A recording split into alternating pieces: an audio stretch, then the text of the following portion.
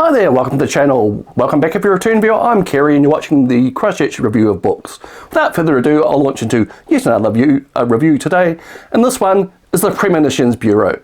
Now, every once in a while you come across a book that surprises you about as how good it could be and how good it was. This book is certainly one of those. Written by Sam Knight. I believe it's an expanded version of a magazine article he once wrote. I can't remember which magazine, sorry.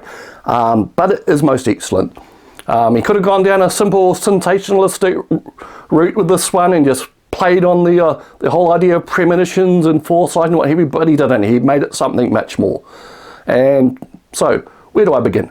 Well, I like to say that I've always had an uneasy intellectual relationship with things paranormal and supernatural and Fortean, as they call them. My natural inclination is to rubbish them and poo-poo them, or whatever you'd like to call it. I have a very skeptical mind most of the time, and a lot of the stuff is pure fantasy, really, I think, and rubbish, basically. There's a whole lot of rubbish out there, but at the same time, I am attracted by these topics, the Forteana, the liminal topics, the supernatural. There's always something there that interests me. Maybe it's just for entertainment purposes I do it, but you know, there's a feeling of what if this is actually true? Does it change everything? Does it mean that we have to look at the universe in a different way? How could this happen? Why could this happen? That type of thing interests me, and it leaves the door open for me for a sense of wonder, which other things often do not evoke in me. I mean, the universe at large, space, astronomy, whatever, that does interest me too, and there's always lots of wonders. But this is a different feeling type of stuff, and I don't know, because it's close to human experience, it's part of human experience, it's part of our culture. Ancient cultures always believed a lot of this stuff. Whatever. So what I'm trying to say is, I was attracted to this book because it's talking about premonitions and foresight and that type of thing, but it turned out to be much more. So what is this book about? It's about a guy, basically a man called John Barker, a psychiatrist from the 1960s in the United Kingdom. It says it's about premonitions, he deals with premonitions, but it's really his story and about a kind of ordinary man had extraordinary interest in how they kind of intersected to change his life and bring about a different view of the world for some people. And anyway, so basically this book kind of launches off with the 1966, October 21st, 1966 Aberfan disaster in Wales. Now, for those who can't remember that or don't know what that is, it was where a series of coal mines around the hills in a Welsh valley, they used the hillsides to store the tailing and excess waste from the mines kind of up on the side of the hill, and they were warned that this was a dangerous idea, and several times the piles moved because of water seepage and all sorts of things, but they kept doing it, and they had people occasionally checking it who really didn't do their jobs. And one day, October 21st, 1966, the whole lot came down the hill in a big slurry. I think it was waist high when it got to the village, and it basically killed 144 people, which included 116 children. The children, most of them, there were two school buildings right at the edge of the town, and that took the brunt of the impact of the slurry, killed a lot of them. They were submerged in this gunk and died pretty much instantly. It was a massive disaster, made world headlines. Everyone scurried to kind of say that to stop this ever happening again. And this drew the attention eventually of John Barker, a psychiatrist. At the time he was writing a book about cases where people seem to have died from fear or shock alone. And he heard a story about one of the victims of the Aberfan disaster was actually pulled out of the slurry and survived physical injuries, but then later died of some type of shock or whatever, and that brought him to the town to investigate. And while he was there, he heard stories about the premonitions. Several children, several adults, but mainly children, had reported premonitions of something dark coming down the hill or killing them or ending their lives, or saying that they thought they were going to die. Most of the time this was rubbish by their parents and told them to go on to school, don't worry about it. And several of these children actually died in the disaster.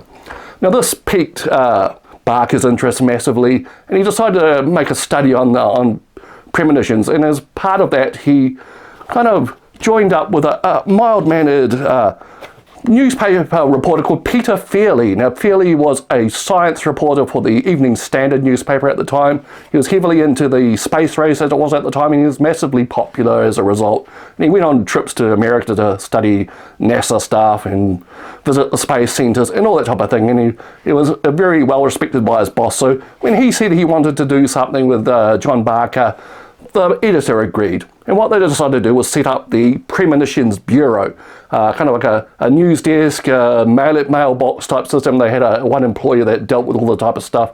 And they basically put the word out in the newspaper that they wanted people who thought they could tell the future to write in and tell them what they thought was going to happen. And they'd take a whole lot of these things over a certain period, and then they'd rate them, the hit rates, how successful these people were at predicting the future. And this, in a way, kind of interested the public. They got a lot of letters in, but the hit rate was very low. It was quite low, I think 1% or something weird. But two individuals seemed to have more of a success than the other. And one was a certain Miss Middleton. I'm sorry, I'm trying to find the reference here. Yes, Miss Lorna Middleton, a music teacher who had a checkered past, kind of failed in her quest for fame and fortune in America, and her family had moved various places to kind of settle down. And she seemed to have this gift of foresight and would see things before they happen.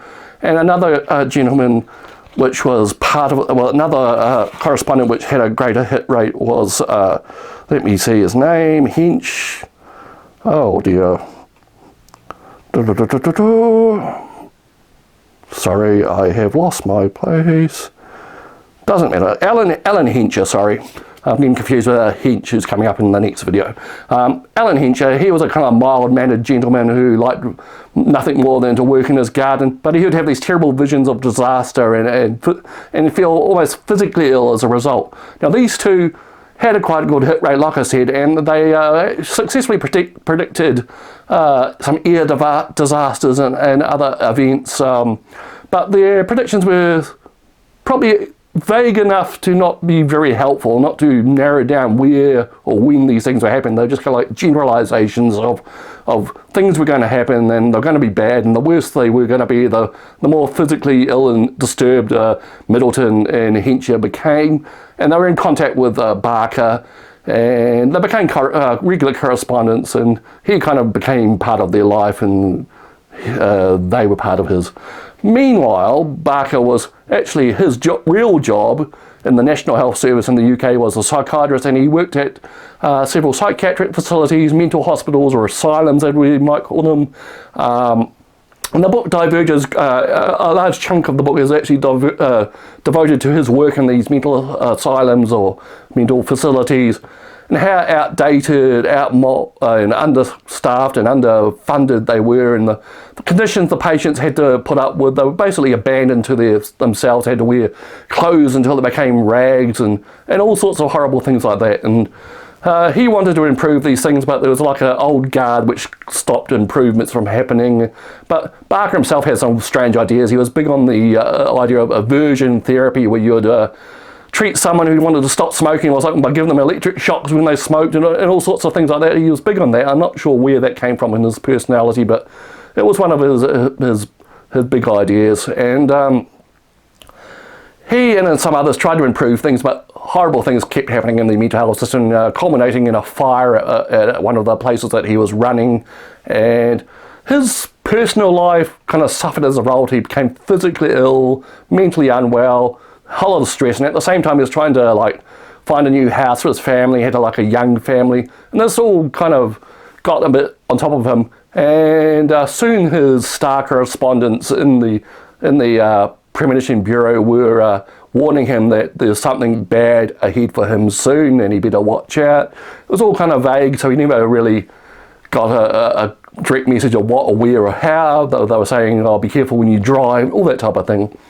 And meanwhile, Peter Fairley and him had some success trying to keep the Premonition Bureau running, and in the end, well, the premonitions about Barker's future came true. He actually died of some sort of brain hemorrhage or something at a fairly early age. upstairs while his family was downstairs waiting for him to come down for breakfast or something. He basically died alone in a room.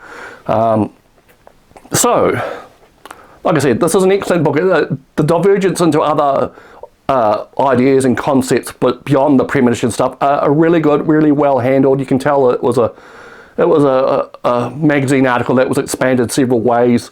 It reads really well. It's really entertaining in some parts. There's a lot of stuff about disasters. I've got to warn you, there's disasters and accidents and things that these people see or miss seeing. There's concepts about the nocebo theory, that's quite the opposite of placebo. Lots of stuff about the mental health system, like I said, and a lot of stuff about the 1960s newspaper world and all that type of thing. I found it quite fascinating. It led me into areas which I really hadn't previously had interests in. The premonition stuff's the hook to get you in, and there's a lot of interesting content in here. I ruined the ending for you just there, but I think it's probably well marked on the back anyway. So that is the Premonitions Bureau by Sam Knight. Unexpectedly good.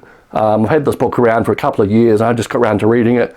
I really enjoyed it. It was more than I was expecting, and what more can you say about a book? So that is the Premonitions Bureau by Sam Knight. All right, that's all for now. We'll catch you later. Have a good day.